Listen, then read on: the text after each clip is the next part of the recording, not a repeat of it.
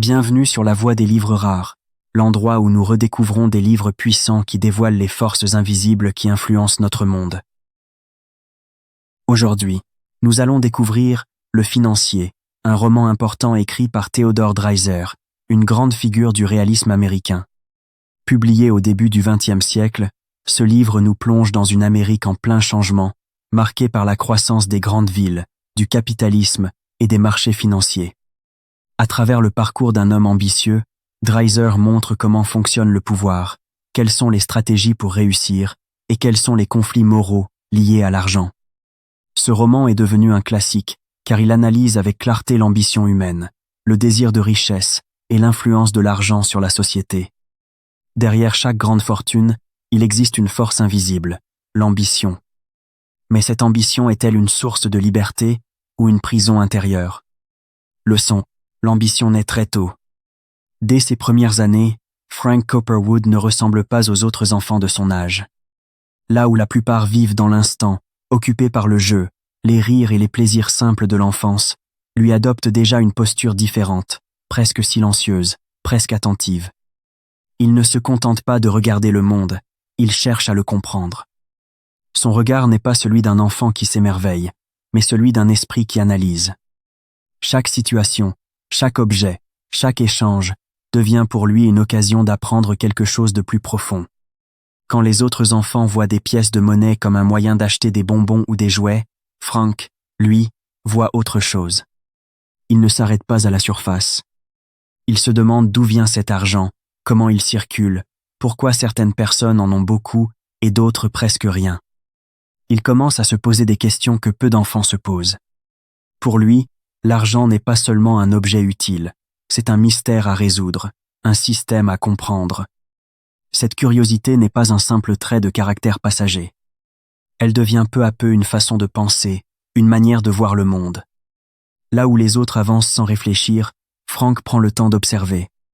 Il regarde les adultes parler, il écoute leurs discussions, il remarque leurs gestes. Il essaie de comprendre leurs décisions, leurs choix, leurs hésitations. Petit à petit, il découvre que derrière chaque action se cache une intention, derrière chaque échange, une stratégie. Ce qui le distingue vraiment, ce n'est pas seulement son intelligence, mais sa capacité à relier les choses entre elles. Il comprend que l'argent n'est pas isolé. Il est lié aux relations humaines, aux décisions, au pouvoir. Il commence à voir que ceux qui possèdent de l'argent ont souvent plus de contrôle sur leur vie. Ils peuvent choisir, décider, influencer. Cette idée s'installe profondément en lui. Très tôt, il réalise une vérité qui va changer toute sa perception du monde. L'argent n'est pas juste un outil pour acheter des choses. Ce n'est pas seulement un moyen de vivre confortablement. C'est une force qui organise la société. C'est une clé qui ouvre des portes, qui donne accès à des opportunités, qui permet de prendre des décisions importantes. Cette compréhension transforme complètement sa manière de penser. À partir de ce moment, Frank ne regarde plus le monde de la même façon. Il ne voit plus seulement des personnes, des objets ou des situations. Il voit des relations de pouvoir, des possibilités, des stratégies. Chaque chose devient une pièce d'un grand puzzle qu'il essaye de comprendre. Et plus il observe, plus il apprend. Il commence aussi à remarquer que tout le monde ne pense pas de la même manière. Certains vivent au jour le jour, sans se poser de questions. D'autres cherchent à améliorer leur situation, mais sans vraiment comprendre comment. Lui, il veut aller plus loin. Il veut comprendre les règles du jeu. Il veut savoir comment fonctionne le système pour pouvoir un jour y participer. Cette différence de perception crée déjà un écart entre lui et les autres. Sans le vouloir, il se met à part. Il ne partage pas les mêmes centres d'intérêt. Il ne cherche pas les mêmes choses. Là où les autres cherchent le plaisir immédiat, lui cherche la compréhension. Là où les autres agissent sans réfléchir, lui prend du recul. Mais cette attitude n'est pas froide ou distante. Elle est simplement différente. Elle montre que son esprit est déjà tourné vers quelque chose de plus grand. Il ne sait pas encore exactement où cela le mènera, mais il sent qu'il y a un monde derrière ce qu'il voit.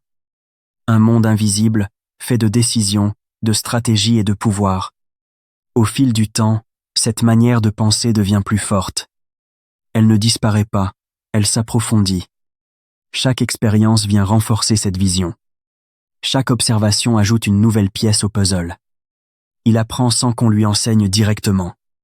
Il comprend sans qu'on lui explique clairement. Son apprentissage se fait naturellement, simplement en regardant et en réfléchissant. Ce qui est remarquable, c'est que cette prise de conscience arrive très tôt. Avant même d'entrer pleinement dans le monde des adultes, Frank a déjà compris quelque chose d'essentiel. Il a compris que le monde n'est pas uniquement basé sur le hasard ou la chance. Il fonctionne selon des règles. Et ces règles peuvent être observées, analysées et peut être même utilisées. Cette idée devient le centre de sa pensée. Elle influence ses choix, ses comportements, ses décisions. Elle guide sa manière de voir les choses. Elle lui donne une direction. Même s'il est encore jeune, il commence déjà à se construire autour de cette vision. Petit à petit, son ambition prend forme. Ce n'est pas encore une ambition claire ou définie. Ce n'est pas un objectif précis. C'est plutôt une énergie, une envie de comprendre, de progresser, de maîtriser ce qu'il observe. Il ne veut pas simplement vivre dans ce monde. Il veut y trouver sa place. Cette ambition est différente de celle que l'on imagine souvent. Ce n'est pas une envie immédiate de richesse ou de succès. C'est une ambition silencieuse, intérieure. Une ambition qui grandit lentement, mais sûrement. Une ambition qui se nourrit de chaque observation, de chaque réflexion. Et c'est là que se joue quelque chose d'important. Parce que cette ambition, une fois installée, ne disparaît plus. Elle devient une partie de lui. Elle influence tout ce qu'il fera plus tard. Elle devient le moteur de ses actions. En comprenant très tôt que l'argent est une forme de pouvoir, Frank pose les bases de son futur. Il ne le sait pas encore, mais cette idée va orienter toute sa vie. Elle va influencer ses décisions, ses choix, ses relations. Elle va le pousser à aller toujours plus loin. Mais cette compréhension a aussi un côté plus complexe. Parce qu'en voyant le monde à travers le prisme du pouvoir et de l'argent, il commence à percevoir les inégalités, les différences, les rapports de force. Il comprend que tout n'est pas juste, que tout n'est pas équilibré. Il voit que certains dominent, pendant que d'autres suivent. Cette vision peut être motivante, mais elle peut aussi être dangereuse. Elle peut pousser à vouloir réussir à tout prix.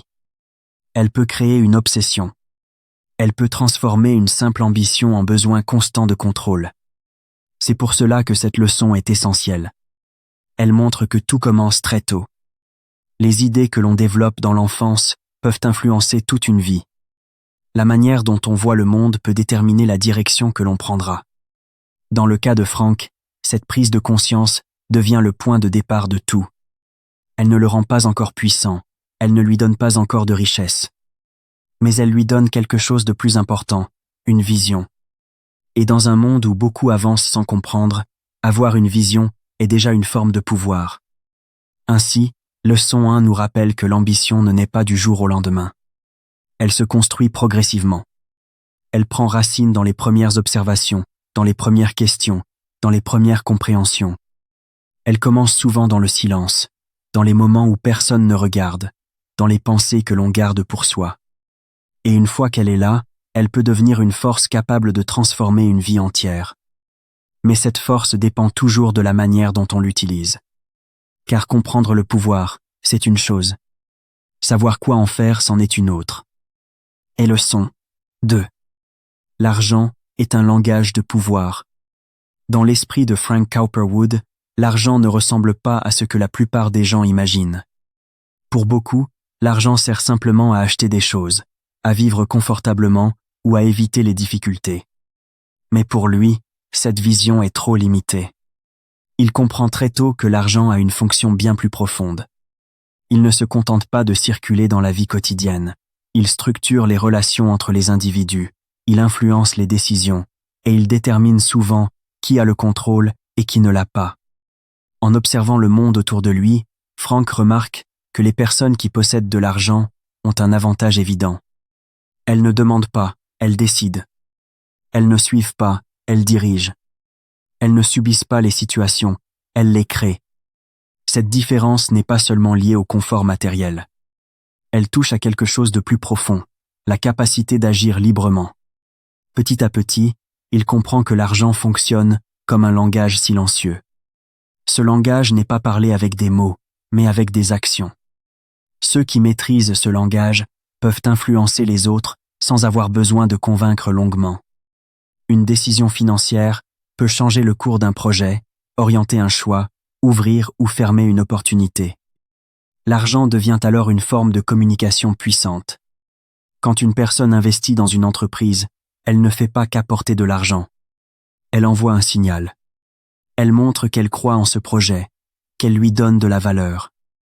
Et ce simple acte peut attirer d'autres personnes, renforcer une idée, accélérer un développement.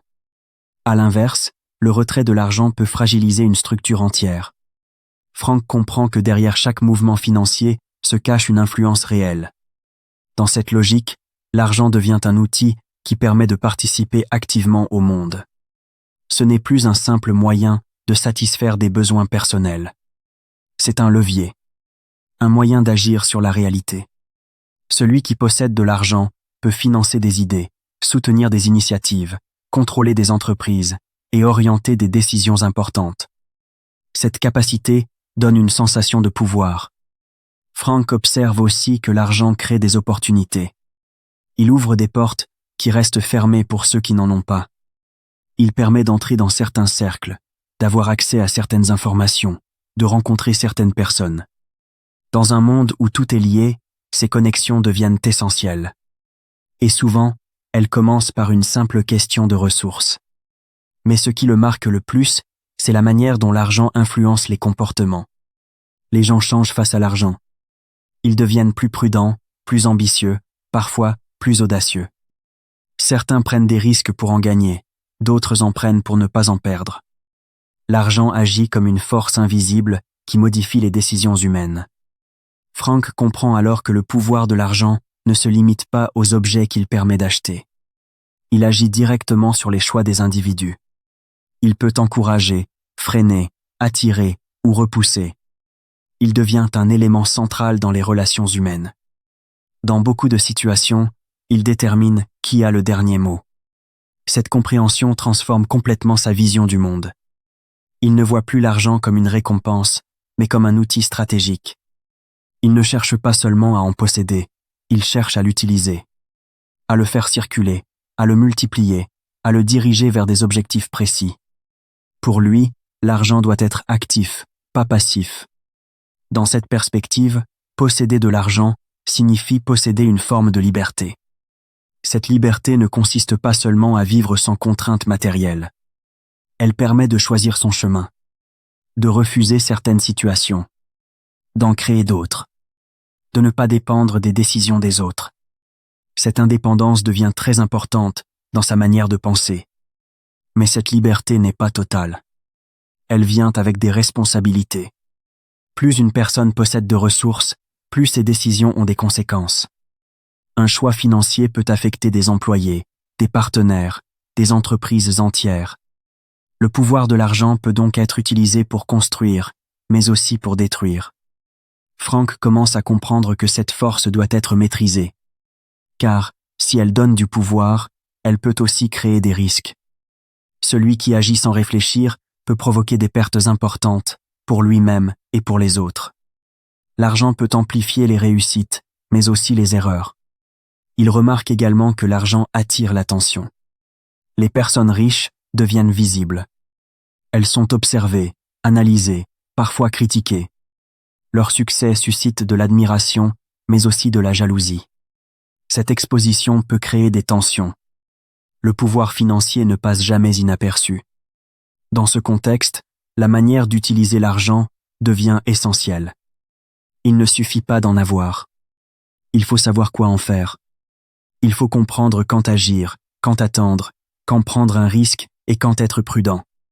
Cette capacité fait la différence entre ceux qui conservent leur pouvoir et ceux qui le perdent.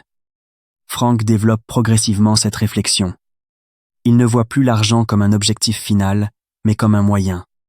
Un moyen d'agir, de construire, d'influencer. Il comprend que le véritable pouvoir ne réside pas dans la possession, mais dans l'utilisation. Cette vision lui donne un avantage. Là où certains cherchent simplement à accumuler, lui cherche à comprendre. Il observe les mouvements du marché, les décisions des autres, les réactions face aux opportunités. Il apprend à lire les situations, à interpréter les signaux, à anticiper les conséquences. Mais en même temps, cette approche crée une forme de pression. Parce que plus on comprend le pouvoir de l'argent, plus on réalise les enjeux. Chaque décision devient importante. Chaque choix peut avoir des effets à long terme. Cette responsabilité peut être difficile à porter. Frank commence à ressentir cette tension. D'un côté, l'argent lui donne une liberté qu'il n'aurait pas autrement. De l'autre, il l'oblige à rester vigilant, à réfléchir constamment, à analyser chaque situation. Le pouvoir n'est jamais simple. Il demande de la discipline. Il découvre aussi que l'argent peut influencer les relations personnelles. Certaines personnes s'approchent pour des raisons intéressées. D'autres changent de comportement. La confiance devient plus difficile à établir. Il devient nécessaire de distinguer les intentions sincères des opportunités cachées. Cette réalité ajoute une dimension supplémentaire à sa réflexion. L'argent ne transforme pas seulement le monde extérieur. Il transforme aussi les relations humaines. Il peut rapprocher, mais aussi éloigner. Il peut créer des alliances, mais aussi des conflits. Malgré tout, Frank reste convaincu d'une chose. L'argent est un outil indispensable dans le monde dans lequel il vit. Il ne peut pas l'ignorer. Il ne peut pas le rejeter. Il doit apprendre à l'utiliser avec intelligence, à en faire un allié plutôt qu'un danger. Cette conviction devient de plus en plus forte. Elle guide ses choix, ses décisions, ses objectifs. Elle lui donne une direction claire. Il ne cherche pas simplement à réussir. Il cherche à comprendre les règles du jeu pour mieux y participer. Ainsi, leçon 2 montre que l'argent n'est pas seulement une ressource matérielle.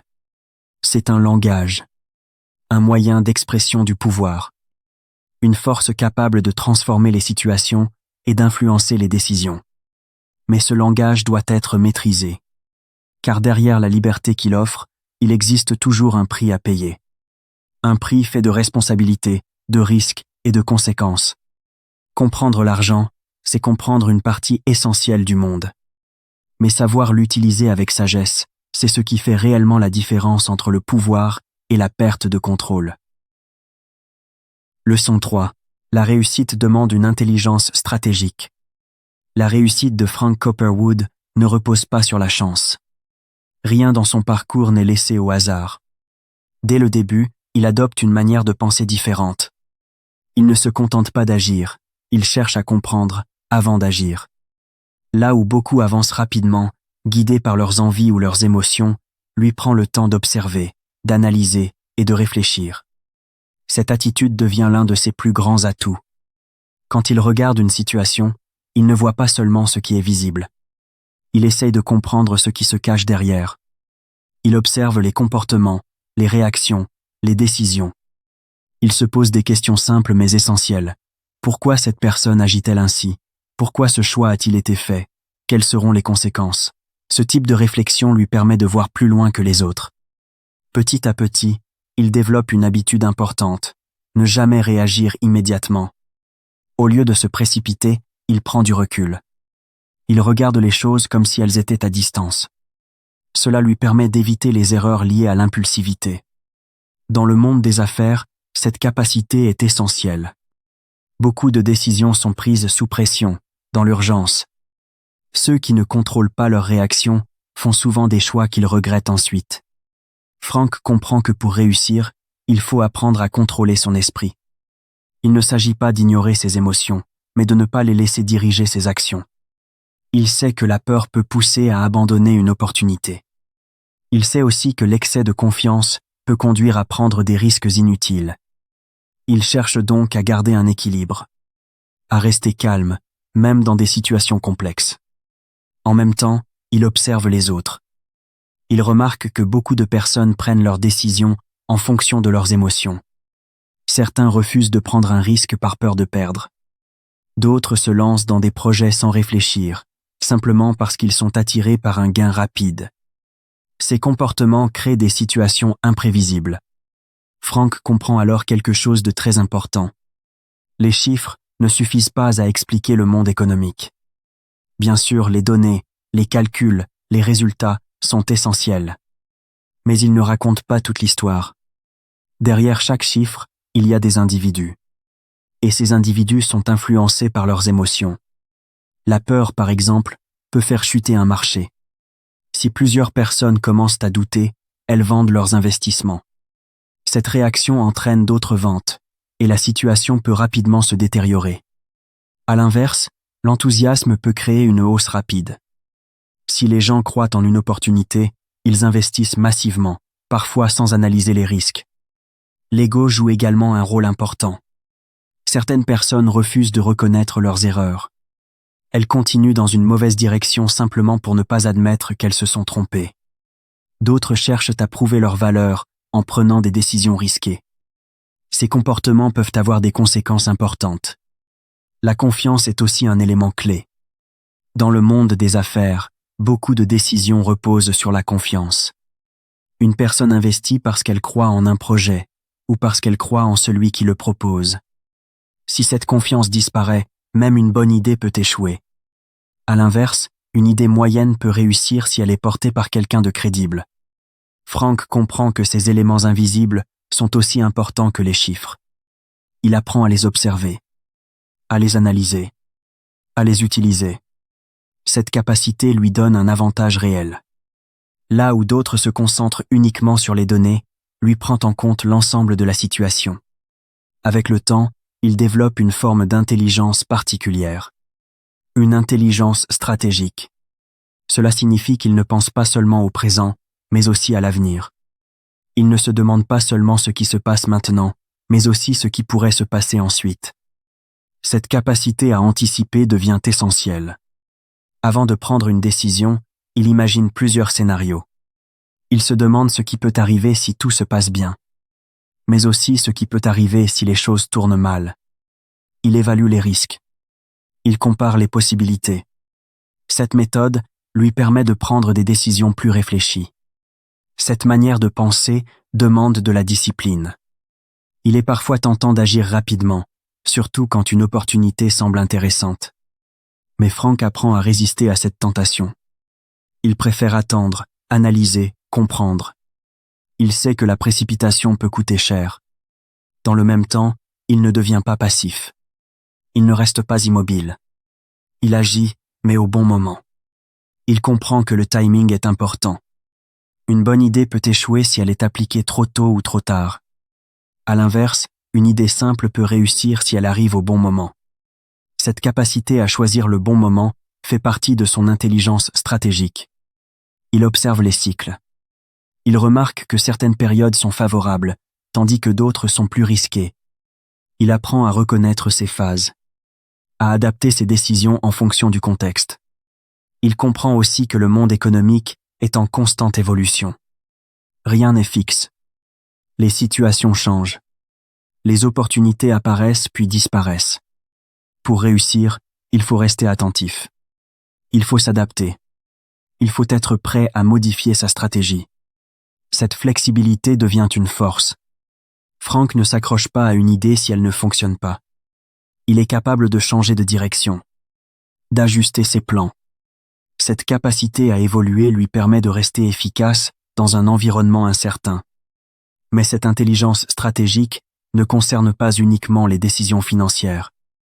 Elle s'applique aussi aux relations humaines. Frank observe les personnes avec lesquelles il travaille.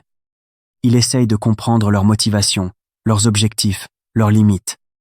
Cette compréhension lui permet de mieux collaborer. Il sait que certaines personnes sont prudentes, tandis que d'autres sont plus audacieuses.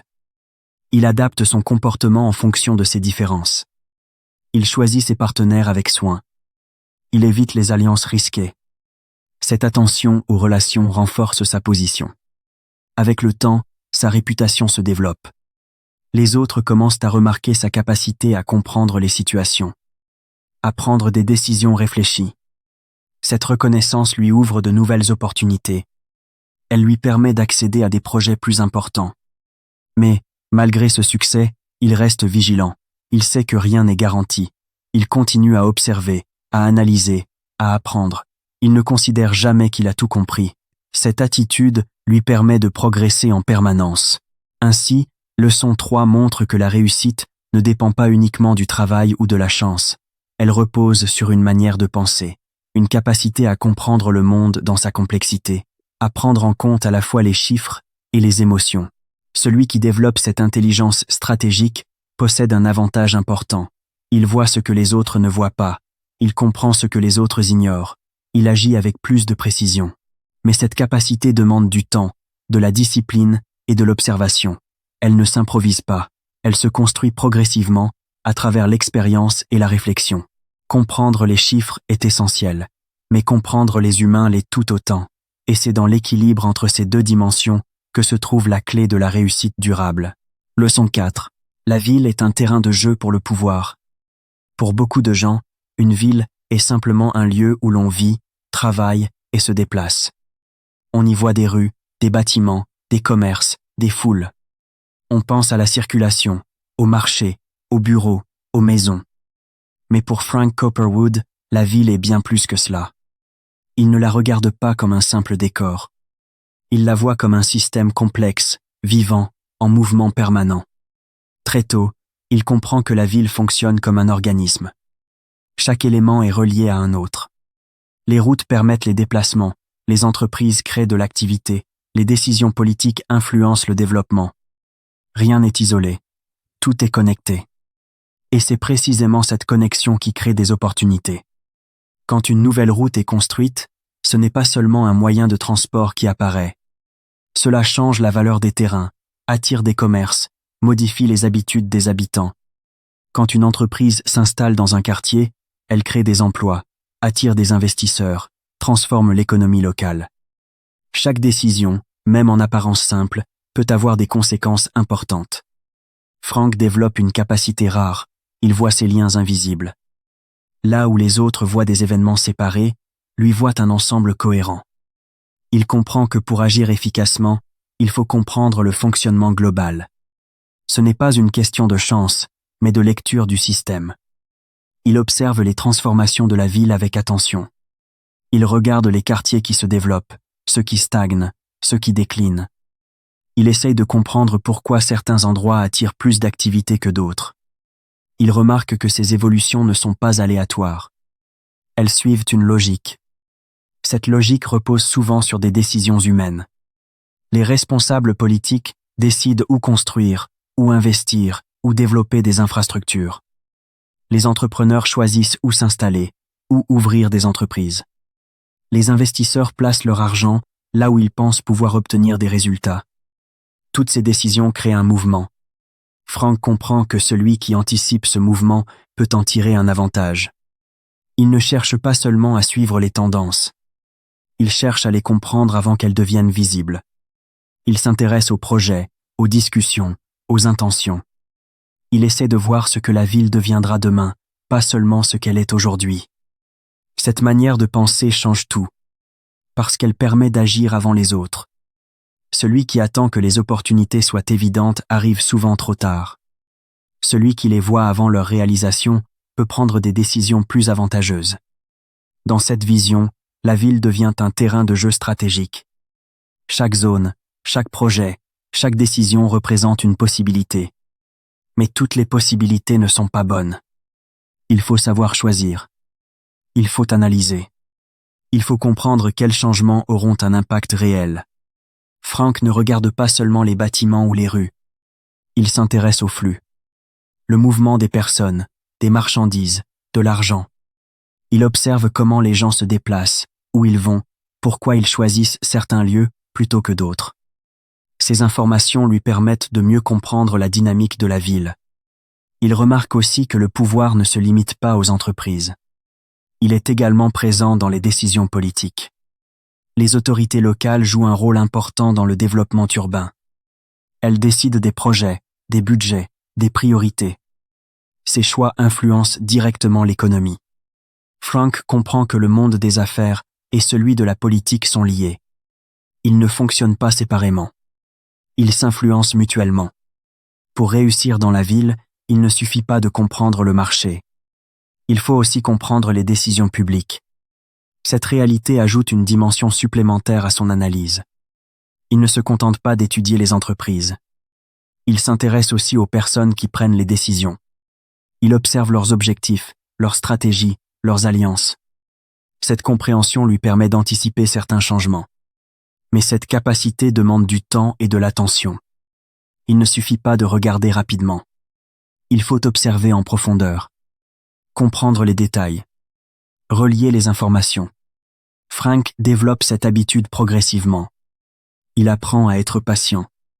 Dans cette approche, chaque information a de la valeur. Une discussion, une annonce, un projet peuvent révéler une opportunité. Mais il faut savoir les interpréter. Il faut comprendre ce qu'elles signifient réellement. Ce qui distingue Frank, c'est sa capacité à voir là où les autres ne voient rien. Quand un quartier semble ordinaire, il se demande ce qu'il pourrait devenir. Quand un projet paraît sans importance, il réfléchit à ses conséquences futures. Il ne s'arrête jamais à la première impression. Cette vision lui permet de prendre des décisions différentes. Là où d'autres hésitent, lui agit. Là où d'autres ignorent une situation, lui l'explore. Cette différence crée un avantage. Mais cette manière de penser comporte aussi des risques. Parce que voir des opportunités là où les autres n'en voient pas demande de la confiance. Il faut être prêt à agir sans certitude. Il faut accepter l'incertitude. Frank comprend que toutes les décisions ne peuvent pas être garanties. Mais il préfère agir avec réflexion plutôt que rester passif. Il sait que l'immobilité peut faire perdre des occasions importantes. Dans le même temps, il reste prudent. Il ne prend pas de décision sans analyser. Il évalue les risques. Il compare les possibilités. Il essaie de trouver un équilibre entre audace et réflexion. Cette combinaison devient sa force. Elle lui permet de naviguer dans un environnement complexe. La ville est pleine de mouvements, de changements, de tensions. Mais avec une bonne compréhension, il est possible d'y trouver des opportunités. Frank réalise aussi que le pouvoir dans la ville ne se limite pas à l'argent. Il repose sur la compréhension du système. Celui qui comprend comment tout est lié peut influencer les résultats. Cette influence ne se fait pas toujours de manière visible. Elle peut être indirecte. Un investissement, une décision, un choix peuvent modifier une situation sans que cela soit évident. Mais avec le temps, les effets apparaissent. La ville devient ainsi un espace où se jouent des stratégies. Chaque acteur essaie de défendre ses intérêts, d'améliorer sa position, de profiter des opportunités. Cette compétition crée une dynamique constante. Frank accepte cette réalité. Il ne cherche pas à l'éviter. Il apprend à l'utiliser. Il adapte ses décisions en fonction du contexte. Il reste attentif aux changements. Avec le temps, il développe une vision globale. Il ne voit plus la ville comme une suite d'éléments séparés. Il la voit comme un ensemble. Un système où chaque action a une conséquence. Cette vision lui permet de mieux comprendre le pouvoir. Celui-ci ne se limite pas à la possession de richesses. Il réside dans la capacité à influencer le système, à comprendre ses règles, à agir au bon moment. Leçon 5. L'ambition peut dépasser les limites. Au début, l'ambition de Frank Cowperwood semble normale. Elle ressemble à celle de beaucoup de personnes qui veulent améliorer leur vie, réussir dans leurs projets et atteindre une certaine stabilité. Mais avec le temps, cette ambition change. Elle devient plus intense, plus profonde, presque permanente. Ce n'est plus simplement une envie de progresser, c'est une force qui prend de plus en plus de place dans son esprit. Frank ne se contente plus de vouloir réussir comme les autres. Il ne cherche pas seulement à avoir une bonne situation ou à gagner de l'argent. Il veut aller plus loin. Il veut se distinguer. Il veut être au-dessus. Cette différence est importante. Parce qu'à partir de ce moment, son objectif n'est plus seulement personnel. Il devient stratégique. Il commence à voir le monde comme un espace de compétition. Un lieu où chacun cherche à améliorer sa position. Certains se contentent de ce qu'ils ont. D'autres cherchent à progresser lentement. Mais lui ne veut pas avancer doucement. Il veut accélérer. Il veut dépasser les autres. Il veut atteindre les sommets. Cette volonté de dominer ne vient pas d'un simple caprice. Elle s'appuie sur sa compréhension du monde. Il a appris que ceux qui contrôlent les ressources contrôlent aussi les décisions. Il a compris que le pouvoir permet d'agir librement. Et cette idée devient centrale dans sa manière de penser. Mais plus son ambition grandit, plus elle influence ses choix. Chaque décision est orientée vers un seul objectif: avancer, progresser, gagner plus de pouvoir. Cette logique devient automatique. Elle guide ses actions sans qu'il ait besoin d'y réfléchir constamment. Petit à petit, cette ambition devient une sorte d'obsession. Elle ne disparaît jamais. Elle est présente dans chaque situation, dans chaque opportunité, dans chaque réflexion. Elle ne lui laisse presque aucun repos. Même lorsqu'il réussit, il ne s'arrête pas. Il pense déjà à la suite. Ce comportement peut sembler efficace. Et en effet, il lui permet d'atteindre des résultats importants. Mais il crée aussi une pression constante. Parce qu'il n'y a jamais de véritable satisfaction. Chaque succès devient simplement une étape vers un objectif encore plus grand. Dans cette dynamique, une question importante apparaît. Jusqu'où peut-on aller pour réussir? Cette question ne se pose pas immédiatement. Elle apparaît progressivement, au fil des décisions. Parce que plus l'ambition grandit, plus les choix deviennent difficiles. Frank se retrouve face à des situations complexes. Certaines opportunités sont très avantageuses, mais elles impliquent des risques. D'autres peuvent apporter beaucoup de pouvoir, mais elles demandent de franchir certaines limites. Ces limites ne sont pas toujours visibles au début. Elles deviennent floues. Au début, il est facile de faire la différence entre ce qui est acceptable et ce qui ne l'est pas. Mais avec le temps, cette distinction devient moins claire. Les règles semblent plus flexibles. Les décisions deviennent plus ambiguës. Ce qui semblait impossible auparavant devient envisageable. Cette évolution n'est pas brutale. Elle est progressive. Elle se fait par petites étapes. Une décision, puis une autre. Chaque fois, il s'adapte. Il justifie ses choix. Il se convainc que c'est nécessaire. Que c'est pour avancer. Que c'est pour réussir. Mais en réalité, cette adaptation change sa manière de voir le monde. Les limites morales commencent à s'effacer. Elles ne disparaissent pas totalement, mais elles deviennent moins importantes. Elles passent au second plan face à l'objectif principal. Cette situation crée une tension intérieure. D'un côté, il veut continuer à progresser. De l'autre, il ressent parfois le poids de ses décisions. Il sait que certaines actions peuvent avoir des conséquences. Mais son ambition le pousse à continuer. Dans le monde dans lequel il évolue, cette tension est fréquente. Beaucoup de personnes cherchent à réussir, mais peu sont prêtes à aller aussi loin. Ceux qui veulent dominer doivent souvent faire face à des choix difficiles. Ils doivent décider jusqu'où ils sont prêts à aller. Frank observe aussi les autres. Il remarque que certains refusent de franchir certaines limites. Ils préfèrent rester dans un cadre plus stable. D'autres, au contraire, prennent tous les risques. Ils avancent sans se poser de questions. Ces différences créent des trajectoires très différentes. Lui se situe entre les deux. Il réfléchit. Il analyse. Mais il est aussi attiré par le pouvoir. Cette attraction le pousse parfois à prendre des décisions qu'il n'aurait pas envisagées auparavant. Il comprend que le pouvoir change les perspectives. Plus une personne possède de pouvoir, plus elle voit les choses différemment. Elle a accès à des informations, à des opportunités, à des relations. Cette position peut influencer ses choix. Mais elle peut aussi créer une forme d'isolement. Parce que plus on monte, plus on est observé. Plus on est jugé. Les décisions deviennent visibles. Elles attirent l'attention. Elles peuvent être critiquées. Frank commence à ressentir cette pression. Il sait que ses actions ne passent pas inaperçues. Mais malgré cela, il continue. Parce que son ambition est plus forte. Elle ne lui permet pas de s'arrêter. Cette situation montre une réalité importante. L'ambition peut être une force positive. Elle permet de progresser, de se dépasser, d'atteindre des objectifs. Mais elle peut aussi devenir dangereuse si elle n'est pas contrôlée.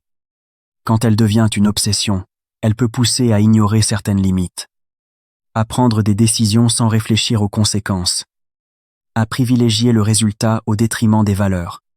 Frank se trouve face à ce dilemme. Il doit choisir entre continuer à avancer coûte que coûte ou ralentir pour réfléchir. Ce choix n'est jamais simple. Il dépend du moment, du contexte, des opportunités. Dans certaines situations, il choisit d'avancer. Dans d'autres, il hésite. Mais globalement, son ambition reste dominante. Elle guide la plupart de ses décisions. Cette dynamique montre que la réussite ne dépend pas seulement des compétences. Elle dépend aussi des choix. Et ces choix sont souvent influencés par les objectifs. Plus l'objectif est élevé, plus les décisions deviennent difficiles. Parce que les enjeux sont plus importants. Les conséquences sont plus grandes. Les risques sont plus élevés. Frank comprend cela progressivement. Il réalise que le pouvoir n'est pas seulement une question de possession. C'est aussi une question de responsabilité. Chaque décision peut avoir un impact. Mais malgré cette prise de conscience, il continue à avancer. Parce que son ambition est ancrée en lui. Elle fait partie de sa personnalité. Elle ne disparaît pas. Ainsi, leçon 5 montre que l'ambition peut évoluer. Elle peut commencer comme une simple motivation et devenir une force beaucoup plus puissante. Une force qui influence chaque aspect de la vie. Elle peut pousser à réussir. Mais elle peut aussi pousser à dépasser certaines limites. Et c'est là que réside le véritable défi. Savoir jusqu'où aller. Parce que la réussite a un prix. Et ce prix n'est pas toujours visible au départ. Il apparaît avec le temps, à travers les décisions, les conséquences, les choix.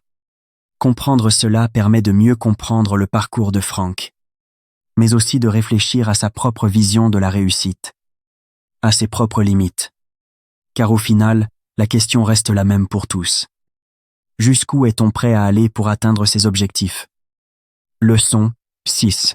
L'argent donne du pouvoir, mais attire le risque. Au fil de son parcours, Frank Copperwood comprend une vérité essentielle. L'argent n'est pas seulement une ressource, c'est une force. Une force qui permet d'agir, de décider, d'influencer.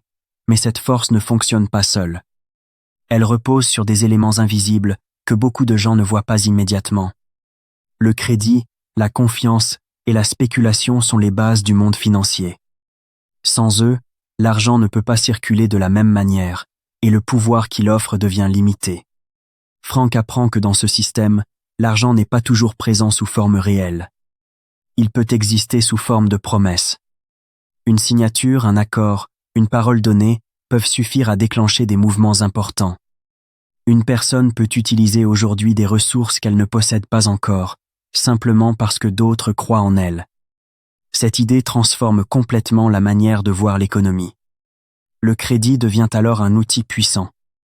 Il permet d'anticiper l'avenir, de construire avant même d'avoir les moyens réels.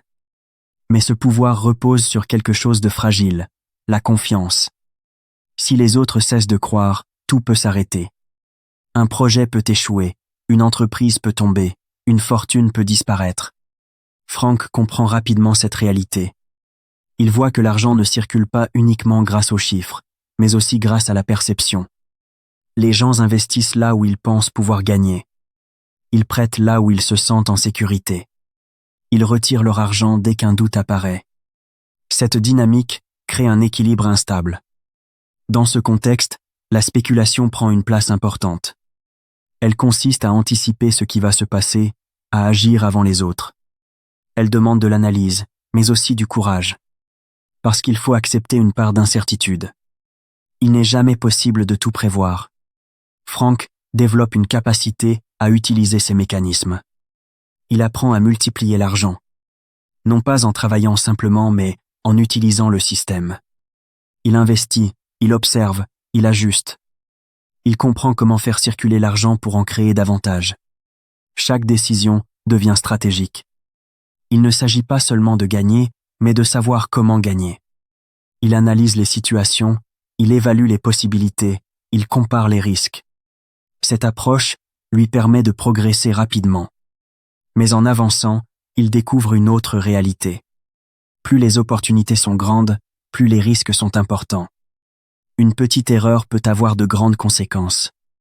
Une mauvaise décision peut entraîner des pertes importantes. Il comprend que le monde financier fonctionne comme un équilibre fragile. Tout peut changer rapidement. Une information, Une rumeur, une décision peuvent modifier la situation. Ce qui semble solide peut devenir instable. Frank observe que certains réussissent rapidement, mais perdent tout aussi vite. D'autres avancent lentement, mais restent stables. Il réalise que la manière d'agir influence les résultats. Prendre des risques peut accélérer la réussite, mais cela augmente aussi les dangers. Cette idée devient centrale dans sa réflexion. Il comprend que le pouvoir de l'argent attire le risque. Plus une personne utilise ce pouvoir, plus elle s'expose. Chaque décision devient plus importante. Chaque erreur devient plus visible. Il apprend aussi que le risque n'est pas toujours évident. Il peut être caché. Une opportunité peut sembler parfaite, mais contenir des éléments imprévisibles. Une situation peut paraître stable, mais être fragile en réalité. Frank développe donc une habitude, ne jamais se fier uniquement à l'apparence. Il analyse en profondeur, il cherche à comprendre ce qui pourrait mal tourner. Il imagine les scénarios possibles. Cette méthode lui permet de limiter certains dangers. Mais malgré cela, il sait qu'il ne peut pas tout contrôler. Le monde financier reste imprévisible. Il dépend de nombreux facteurs.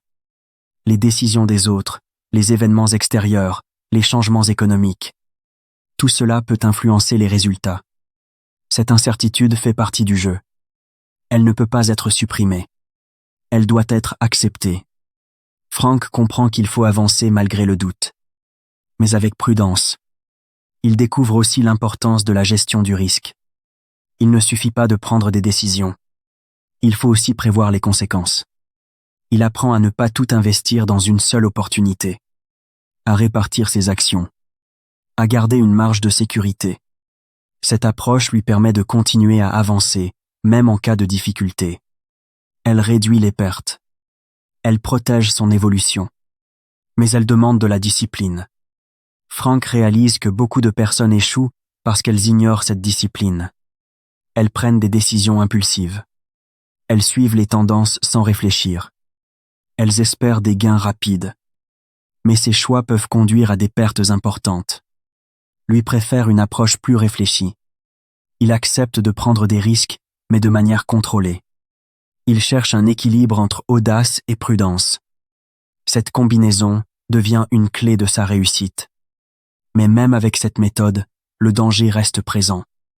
Parce que le pouvoir attire toujours plus d'opportunités. Et chaque nouvelle opportunité apporte son lot de risques. Il devient difficile de s'arrêter.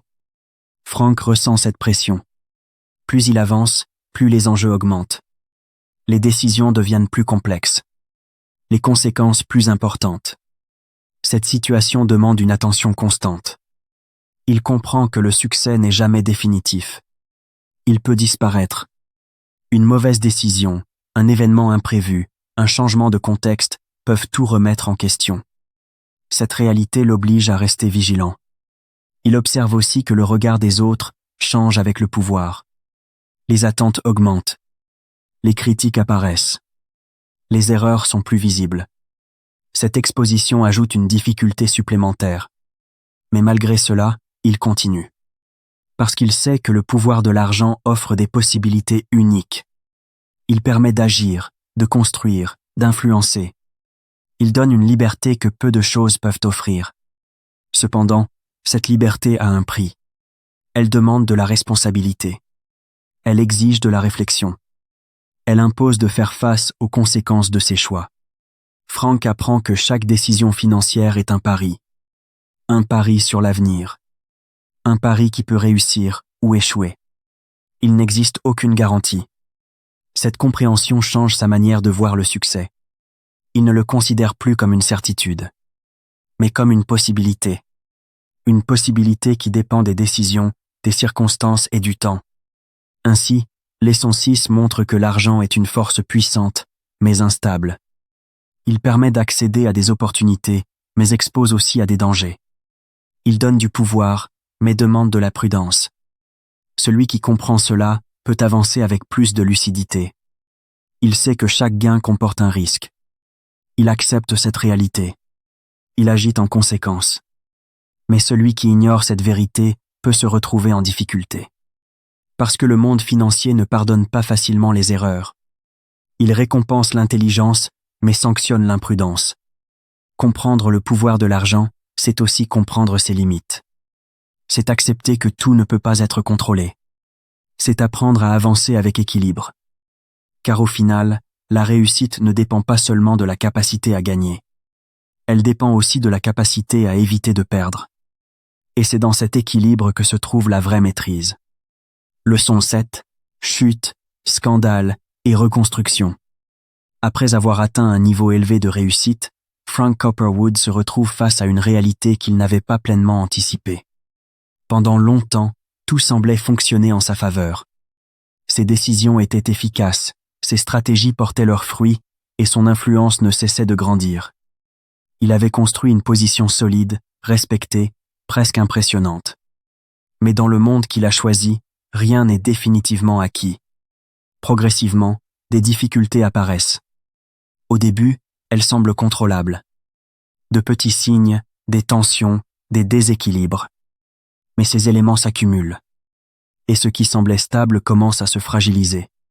Frank comprend alors que le succès peut cacher des failles invisibles. Ce qui a été construit rapidement peut aussi se détériorer rapidement. La chute ne se produit pas en un seul instant. Elle se construit elle aussi étape par étape. Une décision mal évaluée, une situation mal anticipée, une réaction tardive. Ces erreurs, parfois mineures au départ, prennent de l'ampleur. Elles créent un effet en chaîne. Et soudain, ce qui semblait sous contrôle échappe à toute maîtrise. Frank se retrouve confronté à une crise. Une situation où les choses ne répondent plus comme prévu. Les stratégies qu'il utilisait auparavant ne fonctionnent plus de la même manière. Les solutions deviennent plus difficiles à trouver. Les marges de manœuvre se réduisent. Dans ce contexte, le scandale apparaît. Ce n'est pas seulement une difficulté économique. C'est aussi une exposition publique. Les regards changent. Les critiques apparaissent. Les décisions sont analysées, jugées, commentées. Ce qui était autrefois admiré devient suspect. Frank découvre alors une vérité difficile à accepter. Le pouvoir qu'il pensait solide peut disparaître. Ce qui semblait acquis peut s'effondrer. Le contrôle qu'il exerçait sur son environnement devient fragile. Cette prise de conscience est brutale. Il réalise que dans le monde financier, rien n'est permanent. Le succès peut donner une illusion de stabilité. Mais cette stabilité dépend de nombreux facteurs. Et si un seul élément change, tout peut basculer. Cette chute est un moment difficile. Elle remet en question ses certitudes. Elle l'oblige à voir ses limites. Elle lui montre que même avec de l'intelligence et de la stratégie, il reste exposé à des risques.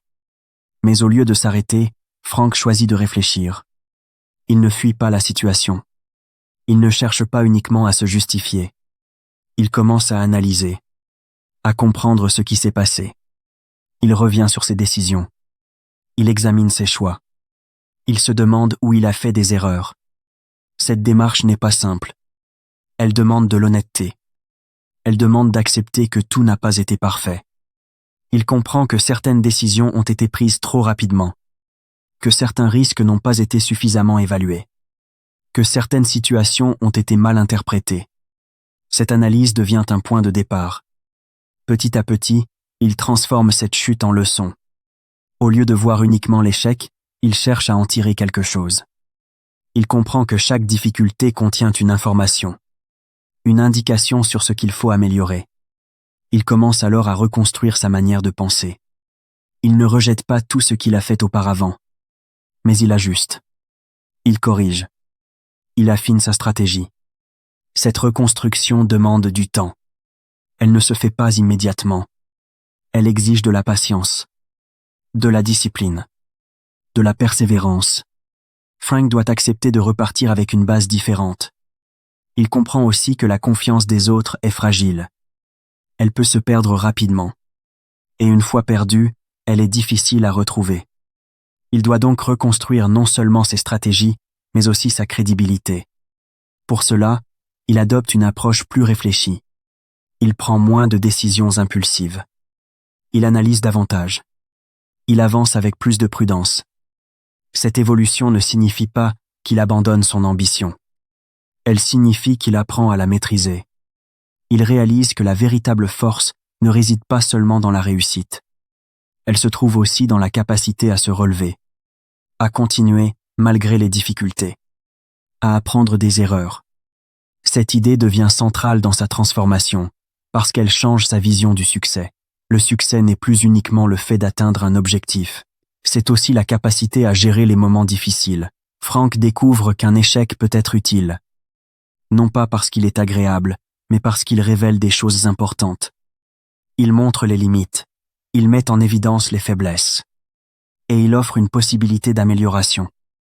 Cette prise de conscience renforce sa détermination. Il ne voit plus la chute comme une fin, il la voit comme une étape difficile, mais nécessaire. Il comprend également que le regard des autres peut évoluer. Ceux qui le critiquent aujourd'hui peuvent reconnaître ses efforts demain. Mais cela dépend de ses actions, de sa capacité à reconstruire. Cette reconstruction ne concerne pas seulement ses décisions financières. Elle touche aussi sa manière de se comporter, sa manière de réfléchir, sa manière de réagir face aux situations. Il apprend à prendre du recul, à ne pas réagir immédiatement, à analyser avant d'agir. Cette attitude lui permet d'éviter certaines erreurs. Il développe aussi une meilleure compréhension des risques. Il ne les ignore pas, mais il les évalue avec plus de précision. Il sait qu'ils font partie du jeu, mais il apprend à les gérer. Cette évolution le rend plus fort, pas seulement dans ses actions, mais dans sa manière de penser. Il devient plus lucide, plus attentif, plus stratégique. Avec le temps, il reconstruit progressivement sa position. Ce n'est pas un retour rapide. Ce n'est pas une ascension immédiate. C'est un processus, un travail constant. Il avance étape par étape. Il applique ce qu'il a appris. Il évite certaines erreurs. Il améliore ses décisions. Cette progression lui permet de retrouver une forme de stabilité. Mais cette fois, sa vision est différente. Il ne considère plus le pouvoir comme quelque chose de permanent. Il sait qu'il peut évoluer. Il sait qu'il peut disparaître. Cette connaissance lui donne un avantage. Elle le pousse à rester vigilant, à ne pas se reposer uniquement sur ses succès, à continuer à apprendre. Ainsi, leçon 7 montre que la chute n'est pas seulement une perte. Elle peut devenir une opportunité de comprendre, de corriger, de progresser. Elle rappelle que le pouvoir n'est jamais garanti, qu'il peut disparaître rapidement, et que seule la capacité à se relever permet de continuer. La véritable puissance ne se mesure pas uniquement dans les moments de succès. Elle se révèle dans les moments difficiles, dans la manière de réagir face à l'échec. Celui qui abandonne reste bloqué. Celui qui apprend avance. Et celui qui se reconstruit devient plus fort. Comprendre cela permet de voir les difficultés autrement. Non pas comme des obstacles définitifs, mais comme des étapes. Des moments qui testent la capacité à continuer. Frank incarne cette idée. Sa chute ne définit pas sa fin. Elle devient une transformation, une évolution. Et c'est cette capacité à se relever, à apprendre et à avancer qui représente la véritable force. Le financier n'est pas simplement le récit d'un homme qui devient riche. Ce n'est pas seulement une histoire de succès ou d'argent. C'est une exploration profonde de ce qui pousse un individu à avancer, à vouloir plus, à dépasser ses limites. À travers le parcours de Frank Copperwood, on découvre bien plus qu'un monde financier. On découvre une réalité humaine. Une réalité faite de décisions, de désirs, de risques et de conséquences. Ce roman ne parle pas uniquement de richesse matérielle, il parle de ce qui se passe à l'intérieur de l'homme quand il cherche à réussir à tout prix. Ce que montre Dreiser est simple, mais puissant. L'ambition peut être une force incroyable. Elle peut permettre de se relever, de progresser, de construire quelque chose de grand. Elle donne de l'énergie, de la motivation, une direction. Sans ambition, beaucoup de choses ne seraient jamais réalisées. Mais cette même ambition peut devenir dangereuse. Lorsqu'elle n'est plus contrôlée, elle peut pousser à dépasser certaines limites. Elle peut faire oublier l'essentiel. Elle peut transformer un objectif en obsession. Et dans ce cas, ce qui devait être une force devient une faiblesse. Le pouvoir fonctionne de la même manière. Il peut offrir des possibilités, donner de la liberté, permettre d'agir. Mais il peut aussi isoler, créer des tensions et attirer des conflits. Plus une personne possède de pouvoir, plus elle doit faire face à des responsabilités importantes. L'argent, dans cette histoire, joue un rôle central. Il n'est pas seulement un outil. Il devient un symbole. Un symbole de réussite, de contrôle, de liberté. Mais aussi un symbole de risque. Parce que l'argent peut amplifier les choix. Il peut rendre les décisions plus importantes. Il peut accélérer les conséquences. Dreisey nous montre que l'argent peut transformer une vie.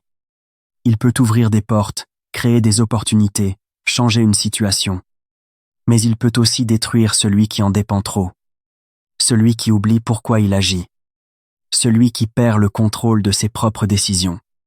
À travers cette histoire, une question essentielle apparaît. Une question simple, mais difficile. Une question que chacun peut se poser. Est-ce que tu contrôles ton ambition, ou est-ce ton ambition qui te contrôle? Cette question ne concerne pas seulement Frank. Elle concerne tout le monde. Parce que chacun possède une forme d'ambition. À des niveaux différents, dans des domaines différents. Mais cette ambition influence toujours les choix. Comprendre cette idée permet de mieux réfléchir à sa propre direction, à ses propres objectifs, à ses propres limites. Il ne s'agit pas de supprimer l'ambition, mais de la maîtriser. De l'utiliser comme une force, sans la laisser devenir un danger.